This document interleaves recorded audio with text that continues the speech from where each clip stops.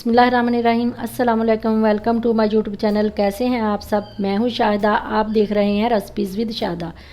अगर आप आसान और मज़े की रेसिपीज़ देखना चाहते हैं तो आप मेरे चैनल को सब्सक्राइब करें, लाइक करें। तो आज मैं जो रेसिपी बनाने वाली हूँ आपको बहुत पसंद आएगी इंशाल्लाह। तो आज मैं बनाऊंगी फालसे की चटनी। फालसे की चटनी जो जिसके बहुत सारे फ़ायदे हैं, बहुत सारी बीमारियों के लिए ये बहुत अच्छी है। बहुत सारी बीमारियां इससे ख़त्म होती हैं इस चटनी से। गर्मियों का मौसम, अब फालसा तो बहुत आम है, कम कीमत में ही अब मिल जाता है। तो फिर क्यों ना इससे फ़ायदा उठाएं। आप ज़्यादा सारी चटनी इसकी बना के रख लें, फ्रीज़ कर लें, इसको महफूज कर लें, फ्रिज में बना के ज़्यादा सारी बना के रख सकते हैं।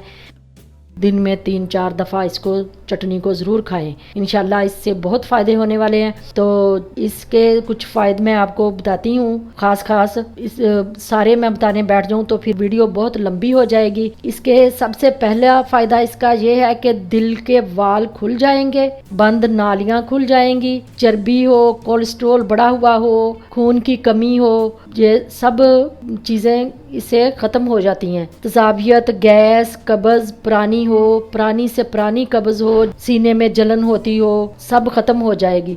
मोटापा ख़त्म होता है, बढ़ा हुआ पेट छोटा हो जाएगा। शुगर के लिए तो बहुत ही लाजवाब तोहफा है, ये कमाल चीज़ है ये चटनी। शुगर के ज़ख्म जिनके भरते ना हो, ज़्यादा पुरानी शुगर हो, वो उसके ज़ख्म हो जाते हैं ना, तो वो भरते ना हो, तो ये इंशाल्लाह ये जो चटनी बना के खाएं सब ठीक हो जाएगा।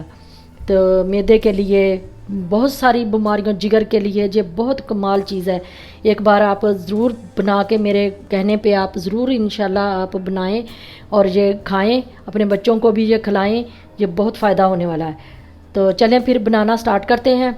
तो फालसे की चटनी बनाने के लिए मैंने जो चीज़ें ली हैं, ये आधा पाव अनारदाना और आधा पाव मैंने ये फालसा लिया, और 30 ग्राम पुदीना, 30 ग्राम सफ़ेद ज़ीरा, 30 ग्राम अजवाइन, देसी अजवाइन, और 30 ग्राम ही लहसुन देसी।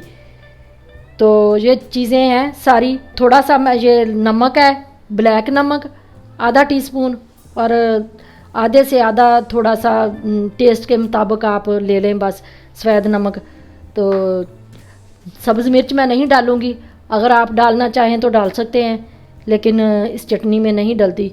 तो चलें बनाना स्टार्ट करते हैं। तो अब सारी चीज़ें इसमें मैं डाल के इसको ब्लेंड कर लूँगी। सबसे पहले ये पुदीना डालेंगे।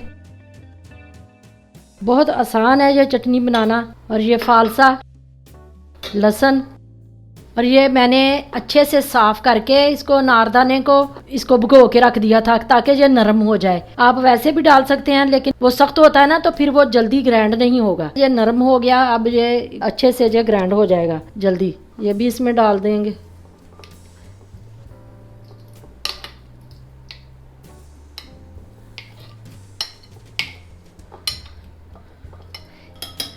अब जो अजवाइन है इसको भी मैं धो लूँगी। मिट्टी वगैरह अगर कोई इसके अंदर होगी तो वो दूर हो जाएगी। और ये ज़ीरा है, इसको मैंने साफ़ कर लिया, इसको भी वैसे धो लूँगी। ये अजवाइन मैंने धो के साफ़ कर ली, ये इसमें डाल दूँगी। ये ज़ीरा, ये भी साफ़ कर लिया धो के, मिट्टी वगैरह साफ़ हो गई इसमें से, क्योंकि फिर चटनी में से किरक वगैरह नहीं आएगी।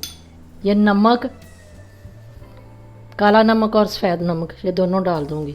अब इसको इतना ब्लेंड करना है, इतना ब्लेंड करना है कि ये बहुत बारीक पिस जाए, ये पेस्ट सा बन जाए इसका। थोड़ा सा पानी डालेंगे ताकि मशीन अच्छे से चल जाए। तो अब ऊपर से कवर करके मैं इसको ब्लेंड करती हूँ।